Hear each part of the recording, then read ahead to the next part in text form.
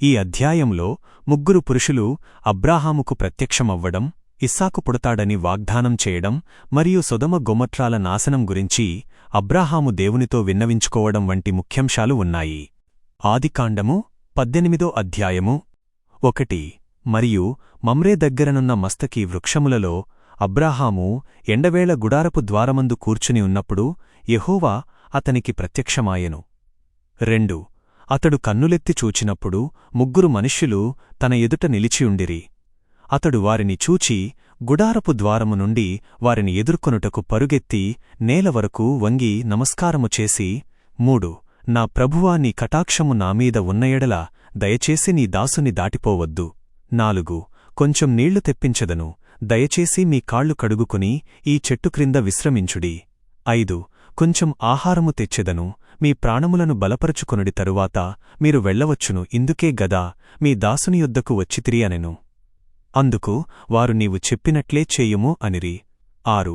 అప్పుడు అబ్రాహాము గుడారములోనికి శారమ్మ యొద్దకు త్వరగా వెళ్లి, నీవు త్వరపడి 3 మానికల సన్నపు పిండి తీసుకొని పిసికి రొట్టెలు చేయమని చెప్పెను.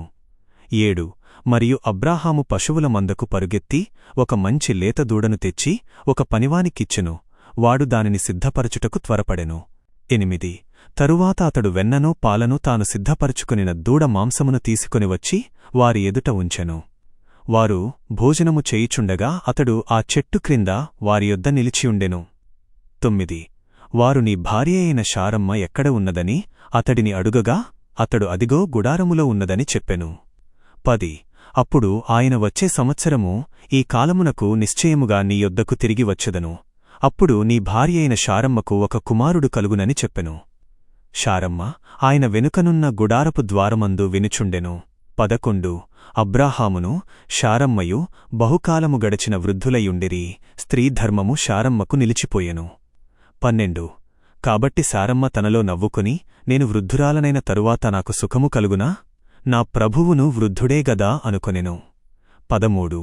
అప్పుడు యెహోవా అబ్రాహాముతో, శారమ్మ నవ్వి, వృద్ధురాలనైన నేను నిశ్చయముగా ప్రసవింతునా అని అనుకొననేలా? 14. యెహోవాకు అసాధ్యమైనది ఏదైనా ఉన్నదా? నిర్ణయించిన కాలమున వచ్చే సంవత్సరము ఈ కాలమునకు నీ యొద్దకు తిరిగి వచ్చెదను. అప్పుడు శారమ్మకు కుమారుడు కలుగునని చెప్పెను. 15. శారమ్మ భయపడి, నేను నవ్వలేదని అబద్ధమాడెను. అందుకు ఆయన, లేదు, నీవు నవ్వితివని చెప్పెను. 16. తరువాత ఆ మనుష్యులు అక్కడ నుండి లేచి సొదొమ తట్టు చూచిరి. అబ్రాహాము వారిని సాగనంపుటకు వారితో కూడా వెళ్ళెను. 17. అప్పుడు యెహోవా, నేను చేయబోవు కార్యము అబ్రాహాముకు దాచెదనా? 18. అబ్రాహాము నిశ్చయముగా బలముగల గొప్ప జనమగును, భూమిలోని సమస్త జనములు అతని ద్వారా ఆశీర్వదింపబడును. 19. ఎందుకంటే యెహోవా అబ్రాహామును గూర్చి చెప్పినది అతనికి కలుగజేయునట్లు తన తరువాత తన పిల్లలును తన ఇంటివారును నీతిన్యాయములు జరిగించుచు యెహోవా మార్గమును గైకొనుటకు అతడు వారికి ఆజ్ఞాపించునట్లు నేనతనిని ఎరిగియున్నాను అనెను. 20. మరియు యెహోవా, సొదొమ గొమొర్రాల మొర గొప్పది, వాటి పాపము మిక్కిలి భారమైనది. 21. నా యొద్దకు వచ్చిన ఆ మొర చొప్పున వారు పూర్తిగా చేసిరో లేదో నేను దిగిపోయి చూచెదను, అది నాకు తెలియవలెను అని చెప్పెను. 22. ఆ మనుష్యులు అక్కడ నుండి తిరిగి సొదొమవైపు వెళ్లారు, కాని అబ్రాహాము ఇంకా యెహోవా సన్నిధిని నిలిచియుండెను.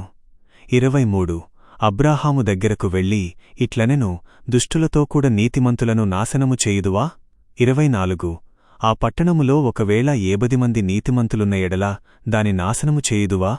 దానిలోనున్న ఆ 70 మంది నీతిమంతుల నిమిత్తము ఆ స్థలమును క్షమించవా? 25. అట్టి కార్యము నీకు దూరముగా ఉండునుగాక, దుష్టులతో కూడా నీతిమంతులను చంపుట నీకు దూరముగా ఉండునుగాక. నీతిమంతుని దుష్టునితో సమానముగా చూచుట నీకు తగదు, సర్వలోకమునకు తీర్పు తీర్చువాడు న్యాయము చేయడా అనెను. 26. అందుకు యెహోవా, సొదొమ పట్టణములో 70 మంది నీతిమంతులు నాకు కనబడితే వారి నిమిత్తము ఆ స్థలమంతటినీ క్షమించెదను అనెను. 27. అప్పుడు అబ్రాహాము, ఇదిగో ధూళియు బూడిదైనైన నేను ప్రభువుతో మాటలాడ తెగించుచున్నాను. 28.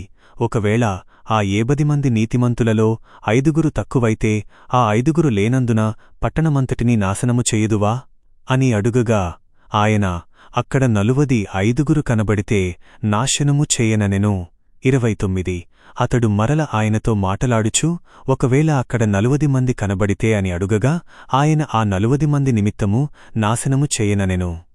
30 అతడు ప్రభువు కోపపడని ఎడల నేను మాటలాడెదను. ఒకవేళ అక్కడ 30 మంది కనబడితే అని అడుగగా, ఆయన అక్కడ 30 మంది కనబడితే నాశనము చేయననెను. 31 అతడు ఇదిగో ప్రభువుతో మాటలాడ తెగించితిని, ఒకవేళ అక్కడ 20 మంది కనబడితే అని అడుగగా, ఆయన ఆ 20 మంది నిమిత్తము నాశనము చేయననెను. 32 అతడు ప్రభువు కోపపడవద్దు, ఈ ఒక్కసారే మాటలాడెదను, ఒకవేళ అక్కడ 10 మంది కనబడితే అని అడుగగా, ఆయన ఆ 10 మంది నిమిత్తము నాశనము చేయననెను. 33 యెహోవా అబ్రాహాముతో మాటలాడుట చాలించిన తరువాత వెళ్ళిపోయెను. అబ్రాహాము తన స్థలమునకు తిరిగి వెళ్ళెను.